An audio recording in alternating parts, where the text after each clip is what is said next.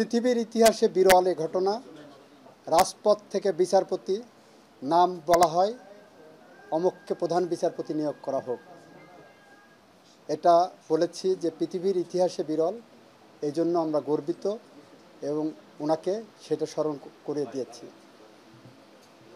এই প্রেক্ষাপটে আমি বলেছি বাংলাদেশের বিচার বিভাগে যে সিন্ডিকেট চলে আসছে দীর্ঘদিন ধরে, সেই সিন্ডিকেট ভাঙতে হবে।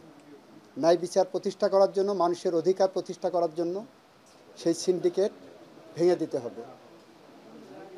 আমি বলেছি বিগত এক দশকের বেশি সময় ধরে বাংলাদেশের মাটিতে যত খুন, গুম, মিথ্যা মামলা, গায়েবী মামলা, মরা মানুষের বিরুদ্ধে মামলা হয়েছে, তাদের বেদনা, তাদের আর্তনাদ, তাদের অভিশাপের ফসল হলো আজকের এই দ্বিতীয় মুক্তিযুদ্ধের বাংলাদেশ।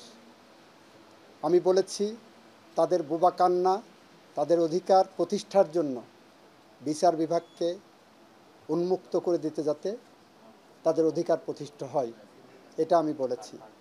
আমি বলেছি এই বিচার বিভাগ আপনাকে পেয়েছে, আপনি বিচার বিভাগের জন্য প্রমিথিউস হন।